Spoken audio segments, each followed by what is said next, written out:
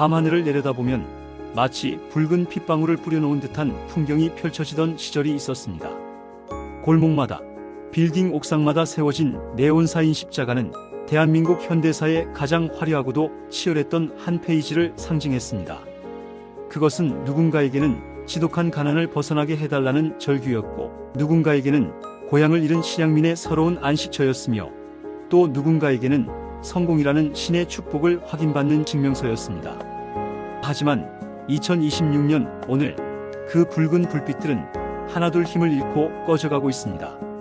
단순히 전구가 수명을 다해서가 아닙니다. 그 불빛을 지탱하던 사람들의 마음이 그 거대한 교회 안을 가득 채웠던 온기가 차갑게 식어버렸기 때문입니다. 이 이야기는 그 뜨거웠던 성장의 열광이 어떻게 차가운 이탈과 침묵의 행진으로 변했는지에 대한 기록입니다. 이야기의 시작은 1970년대 먼지 자욱한 건설 현장과 검은 연기 뿜어내는 공장지대로 거슬러 올라갑니다. 당시 한국 사회는 하면 된다는 구호 아래 온 나라가 거대한 공사장과 같았습니다. 농촌에서 상경한 이들에게 도시는 기회의 땅인 동시에 지독한 소외의 공간이었죠. 그때 교회는 단순한 종교 이상의 의미였습니다. 주일이면 사람들은 깨끗한 옷을 차려입고 교회로 모여들었습니다. 그곳에서는 사장이든 노동자든 모두가 형제와 자매로 불렸고, 목회자의 사자후 같은 설교는 당장 내일의 끼니를 걱정해야 하는 이들에게 당신도 복을 받을 수 있다는 강력한 마취제이자 희망의 주문이 되었습니다. 이른바 삼박자 축복과 번영신학은 한국의 압축 성장 모델과 완벽하게 결합했습니다. 경제가 성장하는 속도만큼 교회 건물은 높아졌고 신자들의 수는 기하급수적으로 늘어났습니다. 1980년대 여의도 광장에서 열린 대형 집회는 한국 개신교가 국가적 권력으로 부상했음을 알리는 화려한 대관식과 같았습니다. 하지만 그 화려한 축제의 소음 속에 정작 들려야 할 소리들이 묻히고 있었습니다. 외형적 몸집을 키우는데 혈안이 된 나머지 교회의 민주적 구조나 목회자의 윤리적 성찰이라는 기초 공사는 생략된 채 모래성 위에 거대한 성전이 세워지고 있었던 것입니다. 시간이 흘러 1990년대와 2000년대를 지나며 한국 사회는 민주화와 정보화를 거쳐 급격히 성숙해졌습니다. 시민들의 의식 수준은 높아졌고 공정과 상식은 사회를 지탱하는 가장 중요한 가치가 되었습니다. 그러나 교회 안의 시간은 멈춰 있었습니다. 교회가 사회를 걱정하는 것이 아니라 사회가 교회를 걱정해야 하는 기묘한 역전 현상이 벌어지기 시작한 것입니다. 그 균열의 정점에는 세습이라는 괴물이 서 있었습니다. 2010년대 중반부터 대형 교회들을 중심으로 벌어진 부자세습 논란은 평생을 헌신해온 성도들의 가슴에 대못을 박았습니다. 교회는 하나님의 것이라고 가르치던 목회자들이 막상 은퇴의 시간이 다가오자 수천억 원 가치의 교회 자산과 권력을 자신의 아들에게 물려주는 모습은 성스러운 종교를 가족 경영 기업으로 전락시켰습니다. 2019년 강동구에 소재한 대형 교회의 세습 확정 판결은 그 상징적인 사건이었습니다. 교단의 법조차 무력화시키며 관철된 그 권력의 대물림 앞에서 공정한 세상을 꿈꾸던 젊은 세대는 교회에 등을 돌렸습니다. 그들에게 십자가는 더 이상 구원의 상징이 아니라 탐욕을 가리는 장식품으로 보였을 뿐입니다. 이 무렵 한국 개신교의 사전에 가나안 성도라는 가슴 아픈 신조어가 공식적으로 등장합니다. 안나가를 거꾸로 읽은 이 이름은 신앙은 지키고 싶지만 지금의 교회 시스템에는 더 이상 동조할 수 없는 이들의 고독한 선언이었습니다. 한국 기독교 목회자 협의회의 2023년 리포트는 이 현상이 얼마나 참담한 지경에 이르렀는지를 숫자로 증명합니다. 2012년 10% 남짓이었던 이들이 불과 10년 만에 전체 신자의 30%에 육박하게 된 것입니다. 이는 한 세대의 이탈이 아니라 한국 개신교라는 거대한 지각 자체가 무너져 내리고 있음을 의미합니다. 가나안 성도들은 말합니다. 우리는 하나님을 떠난 것이 아니라 당신들의 오만함으로부터 도망친 것이라고요. 그들은 주일이면 교회 대신 숲을 찾고 유튜브로 설교를 듣거나 소규모 독서 모임을 통해 신앙을 이어갑니다. 제도의 울타리를 허물고 광야로 나간 양들은 이제 목자의 음성이 아닌 자신의 양심과 시대의 요구에 귀를 기울이기 시작했습니다. 왜 그들은 그렇게까지 단호하게 등을 돌려야 했을까요?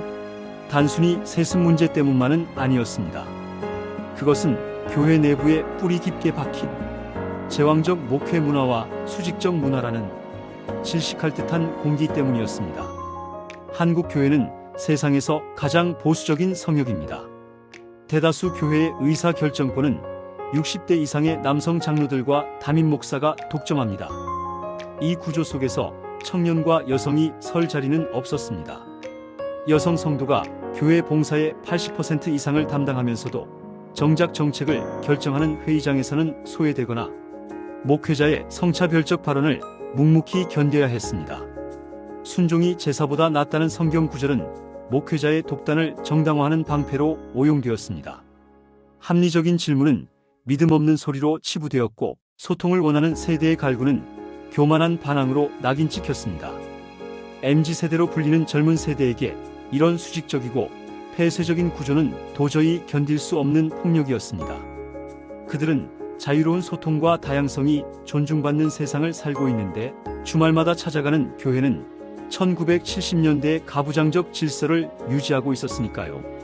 여기에 기름을 부은 것은 교회의 노골적인 정치 개입과 혐오의 언어였습니다.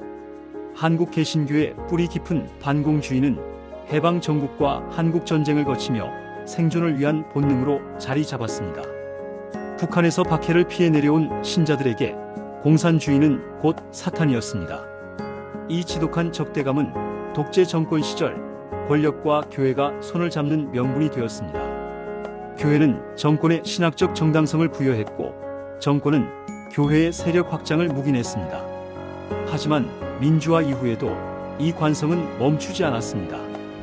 오히려 교세가 줄어들고 사회적 영향력이 약해지자 일부 대형 교회 지도자들은 정치적 선동을 생존 전략으로 선택했습니다. 광장에서 태극기를 흔들며 특정 정치인을 메시아로 추대하고 자신들과 생각이 다른 시민들을 빨갱이나 적그리스도로 몰아세우는 모습은 종교의 품격을 스스로 짓밟는 행위였습니다. 사회적 약자를 향한 교회의 공격적 배타성은 심각한 수준에 이르렀습니다. 예수의 가르침이 낮은 곳으로 임하는 사랑이었음에도 불구하고 오늘날 한국의 많은 교회는 이들을 혐오하고 배제하는 것을 신앙의 척도로 삼고 있습니다. 차별금지법 반대 운동을 위해 조직적으로 움직이고 강단에서 혐오 발언을 쏟아내는 목회자들을 보며 상식적인 시민권을 가진 성도들은 깊은 절망을 느꼈습니다. 내가 믿는 예수는 이런 분이 아닌데 왜 이 집단은 이토록 잔인한가? 라는 질문에 답을 얻지 못한 이들이 결국 성경책을 품에 안고 조용히 뒷문을 열고 나간 것입니다. 전땡땡 목사로 대표되는 극우 기독교의 행동은 이러한 모순이 극단적으로 분출된 현상입니다. 이는 종교적 열정이라기보다는 변해버린 세상에서 기득권을 잃지 않으려는 집단적 공포와 이기주의의 산물에 가깝습니다. 이제 한국 개신교는 거대한 무덤이 되어가고 있습니다. 건물은 더 화려해졌고 전자기타 소리와 드럼 소리는 커졌지만 그 속을 채우는 기독정신의 샘물은 말라버렸습니다. 하지만 이 위기는 역설적으로 새로운 희망의 씨앗이기도 합니다. 가난한 성도들의 증가는 한국 교회가 그동안 외면해왔던 근본적인 질문들을 다시 마주하게 합니다. 교회는 건물인가 사람인가? 복음은 기득권을 지키는 도구인가 세상을 변화시키는 힘인가? 무너진 교회 위에서 우리는 무엇을 세워야 할까요? 대안은 명확하지만 가야 할 길은 험난합니다. 첫째는 공공성의 회복입니다. 교회 재정을 투명하게 공개하고 헌금이 목회자의 사유 재산이 아닌 사회적 약자와 지역 공동체를 위한 공공의 자산으로 쓰여야 합니다. 둘째는 민주적 거버넌스의 구축입니다.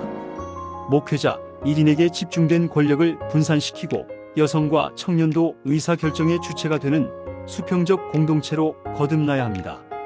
셋째는 시대적 신학의 정립입니다. 70년대 반공 이데올로기에서 벗어나 기후위기, 불평등, 젠더 문제 등 현대 인류가 직면한 고통에 응답하는 예언자적 목소리를 내야 합니다. 가난한 성도들은 교회를 떠난 배신자들이 아닙니다. 그들은 오히려 한국 개신교가 죽어야 다시 살 수 있다는 것을 온몸으로 증명하고 있는 광야의 선지자들일지도 모릅니다. 길을 잃고 헤매는 양들이 다시 교회로 돌아오게 하는 유일한 방법은 더 크고 화려한 건물을 짓는 것이 아닙니다. 교회가 다시 사랑이라는 본연의 언어를 회복하고 혐오 대신 환대를, 굴림 대신 섬김을 실천하는 것입니다. 붉은 십자가의 황혼이 지나고 새벽에 찬 공기 속에 진정한 위로와 평등의 빛이 다시 솟아오르기를 꿈꿔봅니다. 그것만이 수많은 가나안들이 다시 자신들의 영적인 고향을 찾게 할 유일한 길이기 때문입니다. 이 장대한 행진은 아직 끝나지 않았습니다. 지금 이 순간에도 누군가는 교회 문을 열고 나가며 눈물을 흘리고 있고, 또 누군가는 이름 없는 작은 다락방에 모여 진정한 신앙의 의미를 토론하고 있습니다. 한국 개신교의 위기는 곧 한국 사회가 더 성숙한 시민 종교를 가질 수 있느냐를 결정짓는 중대한 시험대입니다.